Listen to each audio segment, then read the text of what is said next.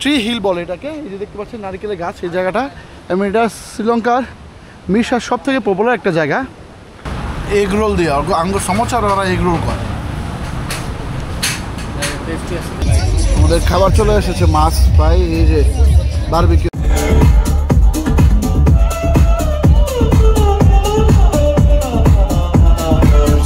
শ্রীলঙ্কাতে খাউন পাই না, কিন্তু এমন একটা খাবার পাইছি আয়া, একদম চিকেন, ভাত, তারপর হচ্ছে রাইস, ভেজিটেবল, সব কিছু পাইছি। ওরে বাবা রে বাবা।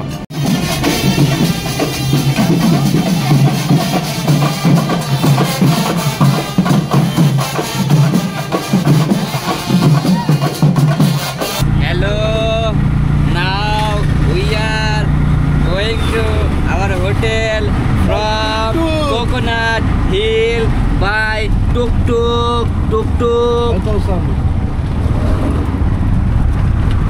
শুভ সকাল বন্ধুরা, আজকে আমাদের শ্রীলঙ্কা ভ্রমণ সিরিজের পঞ্চম পর্ব চলছে।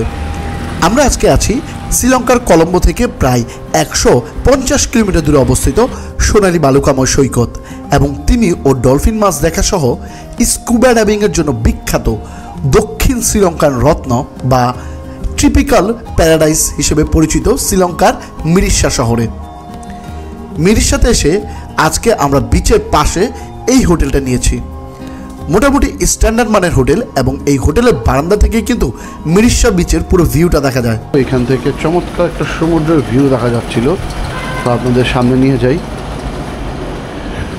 হোটেল যে আহামরি অনেক কিছু এরকম বলবো না, নট স্পেশাল, জাস্ট রুম আছে, থাকছি এই আর কি। এখানে একটা জিনিস সমস্যা ছিল, সেটা হচ্ছে কি ওয়াশরুমে পানির প্রেশার যেটা, ওটা কম ছিল, জাস্ট এই ছাড়া আর কোনো কিছু না, টুপ করে পানি পড়তো।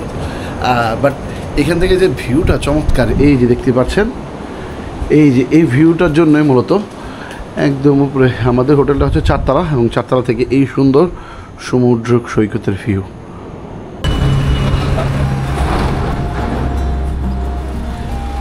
সো ভিউয়ার্স, এখন সকাল 8টা বাজে, আমরা বেরিয়ে পড়লাম মিরিশা সি বিচের আশেপাশে ঘুরে দেখার জন্য। তো অ্যাট ফার্স্ট আমরা চলে যাব হচ্ছে কোকোনাট ট্রি হিল, এখানকার মিরিশার সবচেয়ে পপুলার একটা জায়গা। ওই কোকোনাট ট্রি হিলে এখন যাব। তো সকালে নাস্তাটা আগে করব, এই জন্য আমরা মেন রোড দিয়ে হাঁটতেছি। একদম সকাল সকাল সবাই ঘুম থেকে উঠে গেছে, কাজে লিপ্ত হয়ে গেছে যার, এবং এখানে সুন্দর সুন্দর দেখতে পারবেন যে বাস গাড়ি সব নিট অ্যান্ড ক্লিন, কোনো ভাঙাচোরা কোনো কিছু পাবেন না। তো আমরা এখন যাচ্ছি রেস্টুরেন্ট খুঁজতেছি, কারণ বিচের পাশে যে রেস্টুরেন্টগুলো ওগুলো প্রাইস অনেক বেশি হাই। কালকে আমরা যে রাতের বেলা ডিনার করেছিলাম বিচে, 2টা বড় ফিশ দিয়ে এবং রাইস দিয়ে সাথে সামান্য পরিমাণ এবং সালাদ, আমাদের খরচ পড়েছিল 6 জনের টোটাল 16,000 রুপি শ্রীলঙ্কান, তাও আবার সার্ভিস চার্জ সহ। তো এখন আমরা সকালে চিন্তা করলাম যে বিচের পাশে আর নাস্তা করা যাবে না বা খাওয়া দাওয়া করা যাবে না, এই জন্য আমরা বিচের সাইড দিয়ে মেন রোড যে ওদিক দিয়ে হাঁটাহাঁটি করতেছি যে কোনো রেস্টুরেন্ট পাই কিনা সস্তার মধ্যে। তো এই যে আমরা রাস্তা দিয়ে যাচ্ছি, এই পাশেই দেখেন কিন্তু এই যে বিচের সাইড, এই পাশ দিয়ে যাওয়া যাবে। খুব চমৎকার একটা জায়গা, কিন্তু হচ্ছে রোদ, প্রচুর রোদের তাপমাত্রা, হেডেক হয়ে যাচ্ছে এত। তো রুম এখানে আসলে সবগুলো মোটামুটি এসি রুম ছিল, দেখে বাইচে এসি, তাহলে খবর হয়ে যেত। প্রচুর রোদ, কেল্লা থেকে আসলাম, খুব ঠান্ডা একটা ওয়েদার ছিল, বাট এখানে সমতলে যখন আসলাম সমুদ্রের সাইডে অবস্থা খারাপ।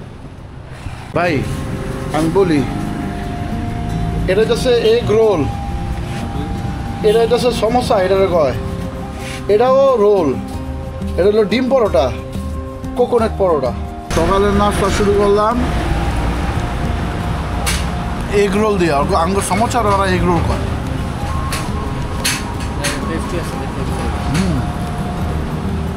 টেস্ট আছে সকালের নাস্তা শেষ করে আমরা এখন যাচ্ছি পায়ে হেঁটে মিরিশার সব থেকে পপুলার একটা জায়গা কোকোনাট টি হিলে।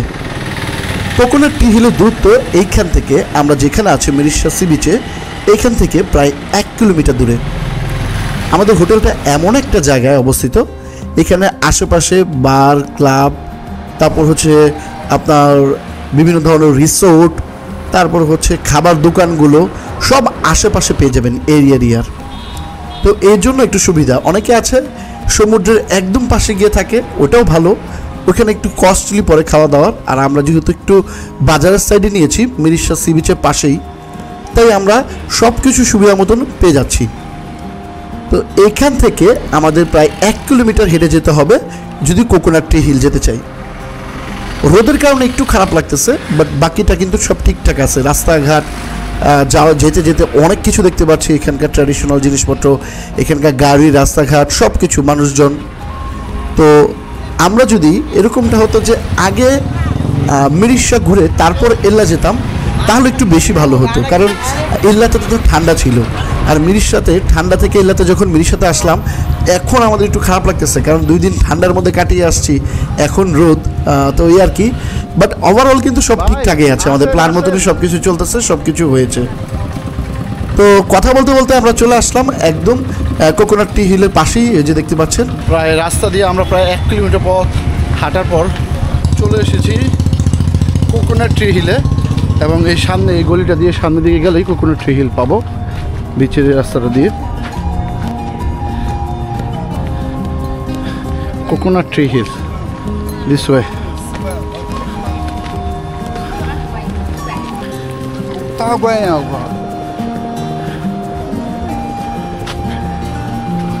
অনেকজন মানুষ সকাল সকাল গিয়ে দেখে চলে আসতেছে। আর এই পাশে হচ্ছে সমুদ্র, এটা একটা রিসোর্ট, আর এই পাশ দিয়ে হচ্ছে কোকোনাট হিলে যাওয়ার রাস্তা উপরের দিকে। হ্যালো, আচ্ছা আমি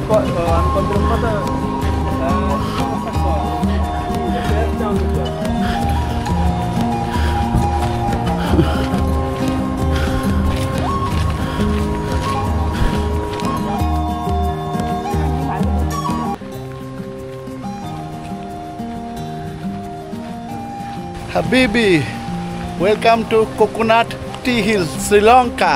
তো ভিউয়ার্স, আমরা অবশেষে চলে এসেছি। হাঁটতে হাঁটতে প্রায় 1.2 কিলোমিটার মতন হাঁটা পথ।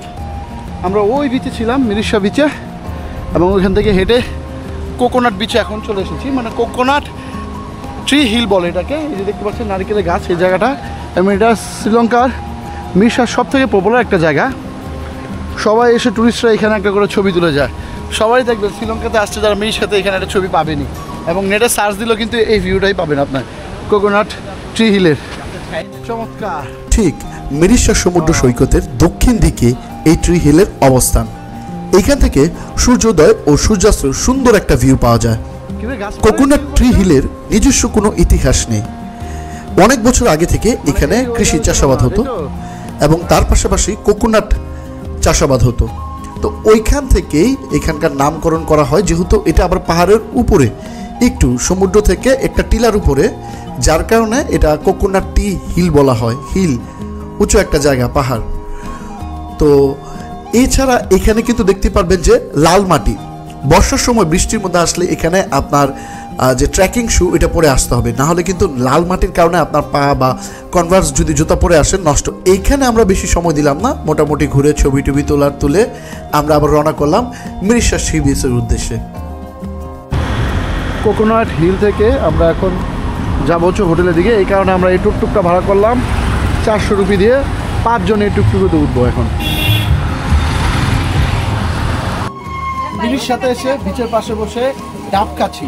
এই দেখেন কালারগুলো ডাবের অন্যরকম একটা কালার, এবং টেস্টও আলাদা। এর আগে পেয়েছিলাম মেল্লাতে, কলম্বোতে, কিন্তু এখানে খাই নাই। ভাবছিলাম যে সমুদ্রের পাশে এসে যেখানে ডাব পাওয়া যায় বেশি, সেখান থেকে খাবো একদম। এবং খাওয়ার পর ডাব পানি একদম মিষ্টি ছিল, প্লাস এই যে আঁশগুলো দেখেন,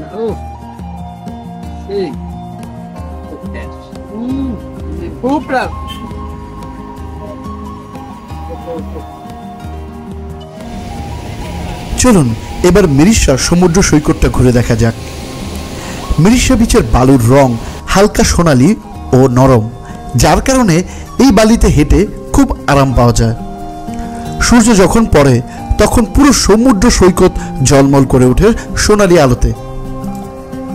এখানে পানির স্বচ্ছতা ও রং এতটাই পরিষ্কার আর চোখ ধাঁধানো সুন্দর যে দূর থেকে দেখলে মনে হবে যেন নীল কাচের উপর আলো এসে পড়েছে।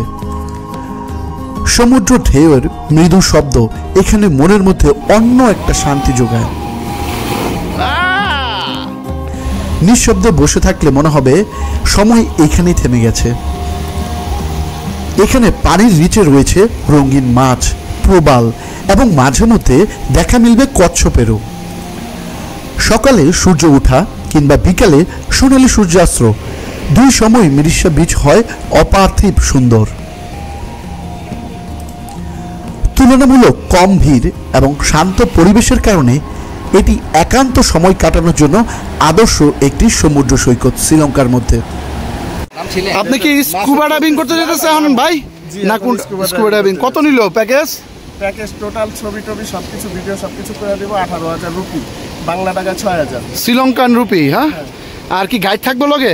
দুজন গাইড থাকবে। অলরেডি ড্রেস পরাই দিছে আপনাকে? হ্যাঁ, ড্রেস করছি, যে এগুলো পরা বাকি আছে। ও এগুলো পরে যাবেন।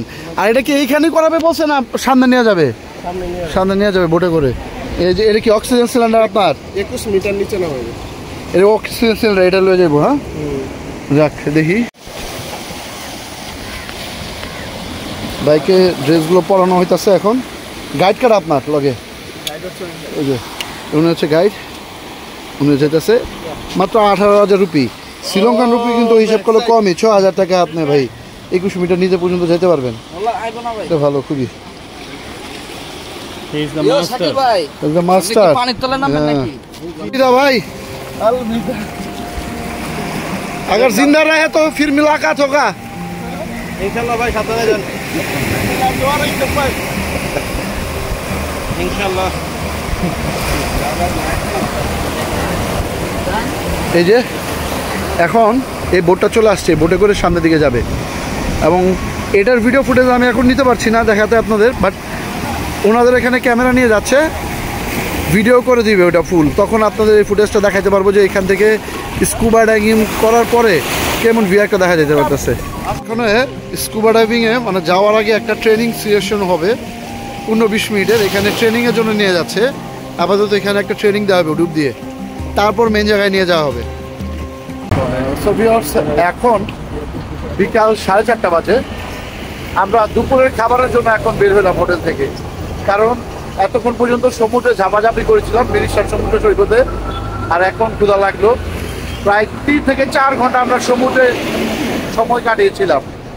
তো এখন আশেপাশে ইন্ডিয়ান একটা রেস্টুরেন্ট গুগলে সার্চ করে পেলাম, সেখানে খাওয়া দাওয়া করতে যাবো, এই জন্য বের হলাম। খাওয়া দাওয়া করে আর রুমে যাবো না, আজকে প্ল্যানিং হচ্ছে আবার বিচ সাইডে চলে যাবো, এখানে রাতের অ্যাক্টিভিটিসগুলো দেখবো, এনজয় করবো।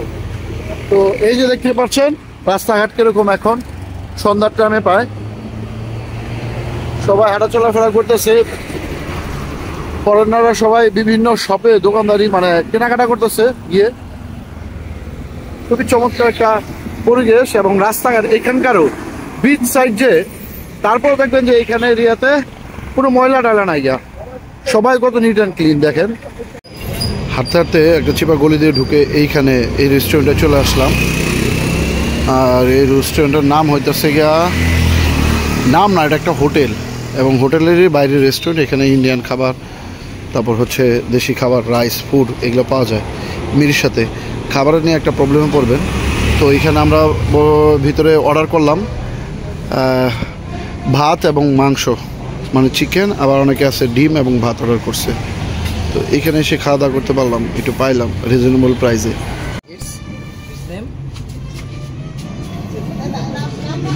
দেখতে পাচ্ছেন ও চরম খাবার চলে এসেছে, আবার উপরে ডিমও আছে, ভালোই। এই যে আমরা রাইস পাইছি, সবজি পাইছি, সব কিছু পাইছি, শাক টাক সব কিছু। যাক খুব টেস্ট লাগতেছে, খুব টেস্ট। ভাই খাবারটা কেমন?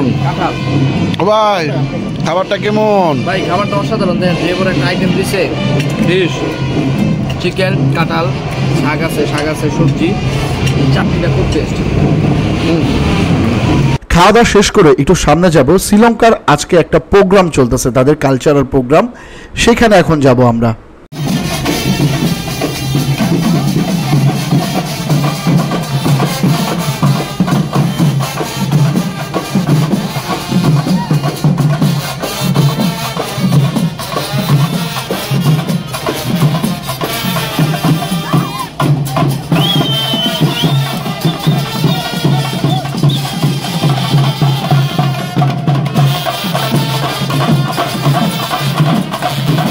কালচারাল প্রোগ্রামে ভালোই নাচ গানা হচ্ছে। যাই হোক, এর মধ্যেই সন্ধ্যা নেমে এসেছে। আমরা এখন যাব বিচ সাইডে। তো মিরিশা বিচের আশেপাশে রাতের বেলা পরিবেশ কেমন থাকে তার সব কিছু দেখবেন আগামী পর্বে। এখানে বিচ পার্টিও হয়ে থাকে, তো সেই সকল কিছু তুলে ধরবো আগামী পর্বে। সে পর্যন্ত ভালো থাকবেন, সুস্থ থাকবেন, দেখা হবে পরবর্তী পর্বে। বাই।